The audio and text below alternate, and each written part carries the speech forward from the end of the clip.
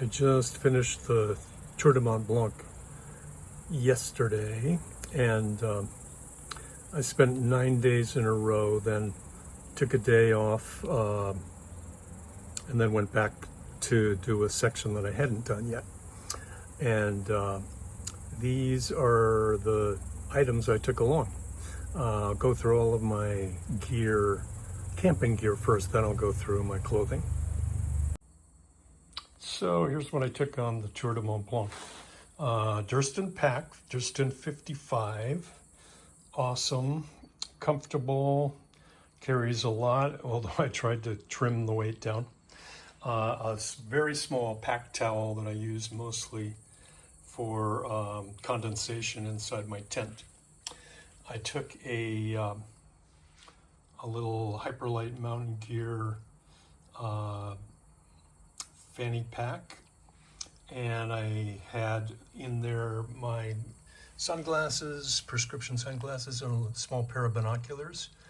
Didn't really use the binoculars too much, but I am a birder and wildlife guy, so I was glad to have them.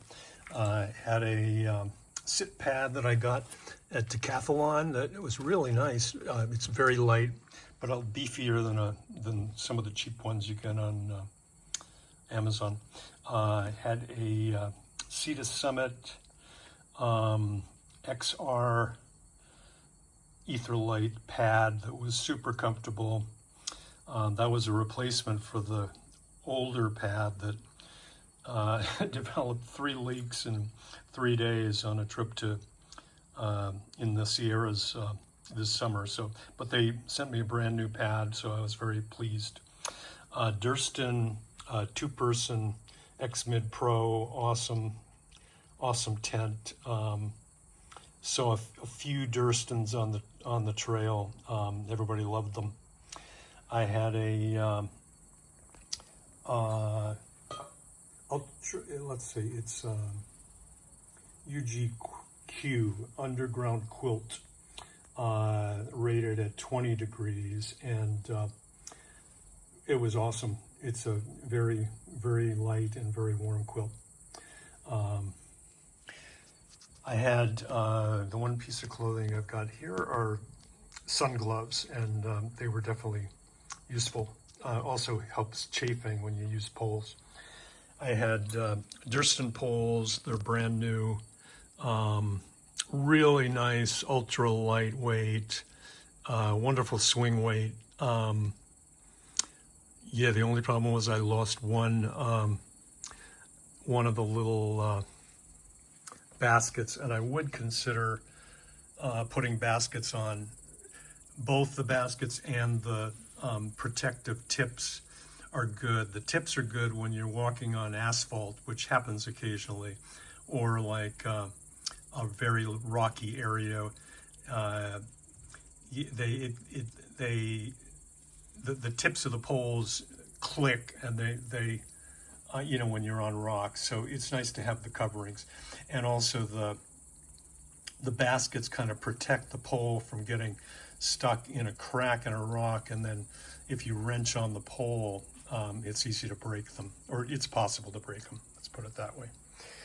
I had a small 6 Moon Designs umbrella that was very, very useful. I definitely like umbrellas. Didn't have to use it very often, but maybe 3 times during the trip.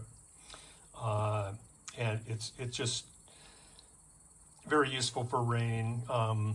You get a lot more ventilation, and especially if you wear glasses, having an umbrella is awesome. I took a trowel, a little bit of toilet paper. There's a problem with people leaving used toilet paper on the trail. Pretty disgusting. I had a trowel because I did some wild camping, and so it's always good to have a trowel to bury. But don't bury your toilet paper.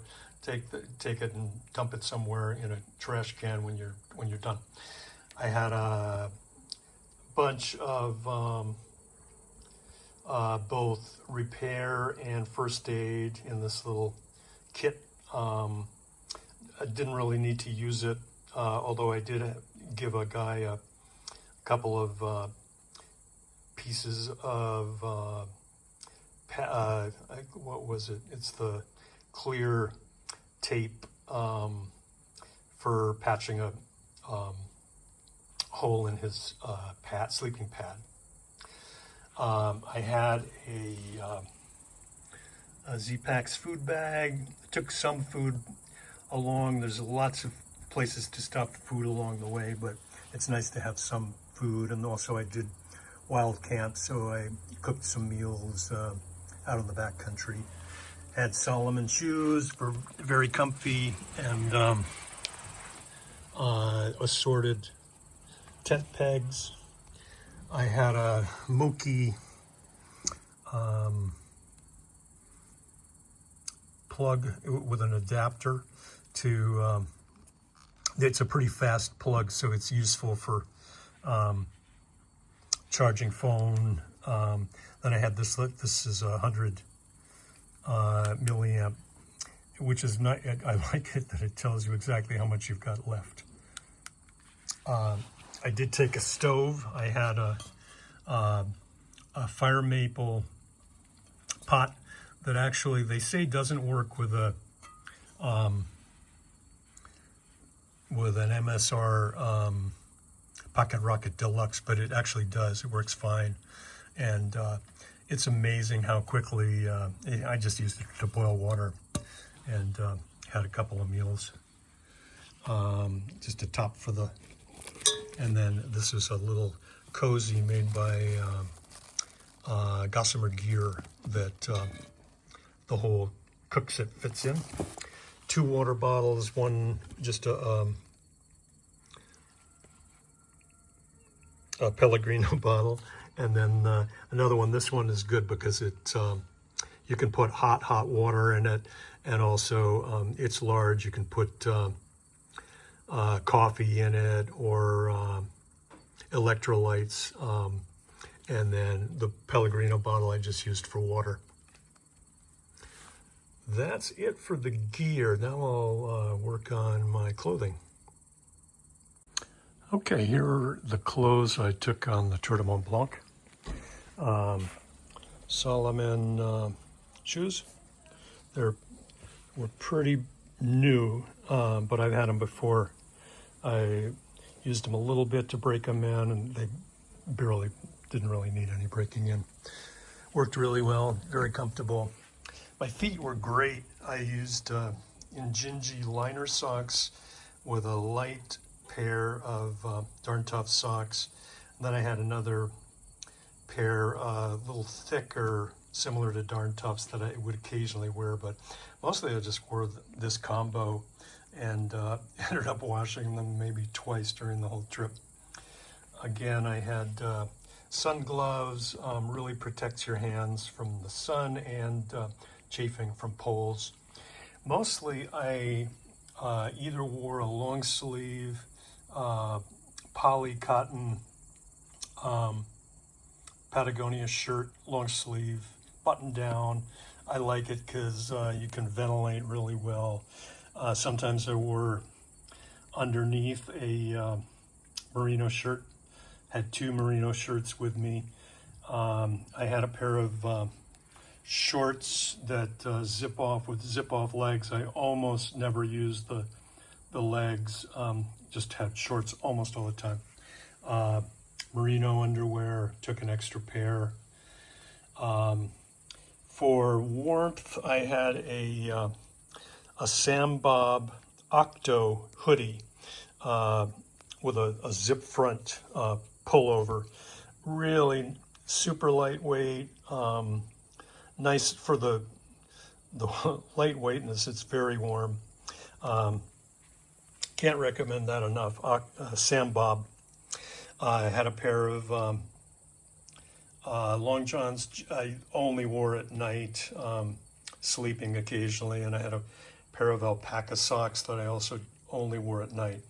Had a fleece hat that I wore pretty much only at night. I might have worn it a very, very short time on the trail. I also had various things I didn't use. I had some rain chaps that I didn't use, rain mitts I didn't use, and a rain skirt I didn't use. They're all super light. I made the skirt myself, and had a Montbell rain jacket that worked out really well. It's kind of, I got an extra large, even though I could probably fit into a medium, but with the front zip and then arm zips for ventilation, it really works well in like a drizzly condition, just with a, usually I would just have a short sleeves shirt on underneath it.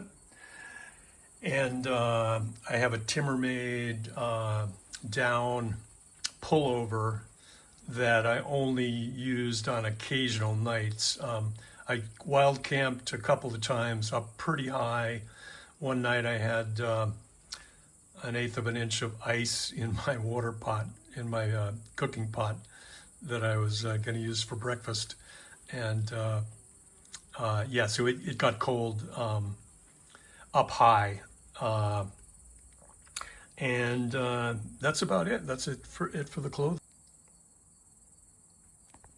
So 2 items that were vital for camping in the campgrounds, because most of the camping is not wild camping. Most of the camping, you're in settled campgrounds with lots of tents around you.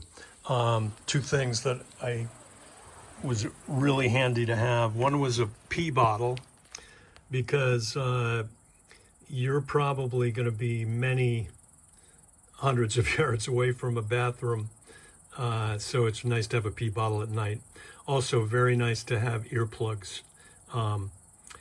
People are pretty good about quieting down by maybe 9 p.m., but that, you know, you have a tent, one tent 4 feet away from you, and another one 6 feet away, and another one 5 feet away on the other side, and people are belching and snoring and you know what. So earplugs are essential. I can't say enough about having a pee bottle. It really was useful. And you just get up early and dump it out in the bathroom the next morning.